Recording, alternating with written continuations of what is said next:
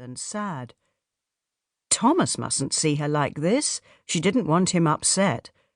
So she pasted a smile on her face, smoothed her shoulder-length bobbed brown hair, and firmly reminded herself that nothing in life lasted forever. At least she was safe here in England, unlike at home. Far worse things were happening to Jewish people like her under the scourge of Nazi rule back in Germany. Compared to that, losing her job was a minor problem. She'd find another, and a place to live. She would survive and carry on. Her wages would buy her some much-needed time, and she could write to her friend Julia, who might have heard of suitable jobs she could apply for. She'd met Julia, who was a Quaker, soon after she'd arrived in England. They were helping refugees who'd fled their homes before the start of the war, and the two of them had become friends and kept in touch ever since. She would be fine. This was just another bump in the road. Something to tell her father about when they met again, Anna thought. She had 4 days left with Thomas, and she was determined to make the most of them. They at least had to finish the book they were reading together. Taking a deep breath, she lifted her chin and headed for the schoolroom that she'd set up when she'd first come to work here last autumn. Her pupil was waiting for her, and she had a job to do. For now.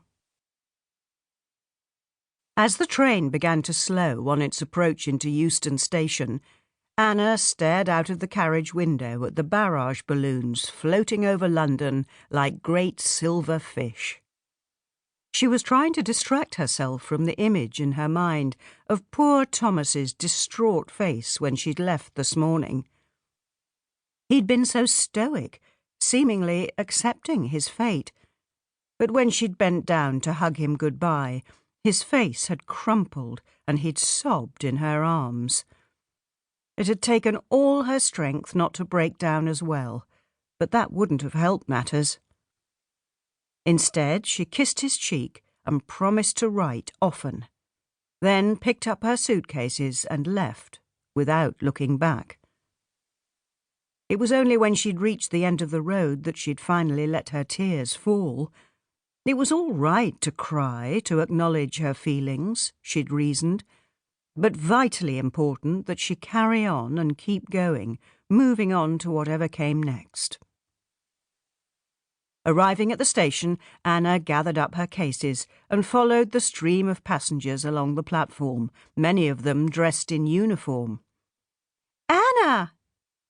Julia's voice rang loud and clear across the station concourse as the older woman hurried across to meet her, arms flung out for a hug. Standing back to look at Anna, hands still resting on her arms after squeezing her tightly, Julia gave her a searching look, her eyes taking in every detail. "You look well, dear, if a little sad. But that's to be expected after leaving a post you enjoyed so much. Come on, let's go and get some tea." "It is good to see you again," Anna said, as Julia took one of her suitcases and led her out of the station. On the street, the hustle and bustle of London hit her, the noise and busyness a shock after she'd become so used to the quiet of a small English town. Looking around, she noticed that signs of a country at war were everywhere, from the strips of tape across windows to the sandbagged buildings and the white-painted edges of the pavements. "I've had an idea of a job that might suit you," Julia said, once they were settled at a table in a small cafe, a pot of tea between them and a small currant bun each. "It's not something that you've done much of before, if at all, but the person you'd be working for is a good friend of mine and would be both good to live with and work for." She paused while she poured them both a cup of tea.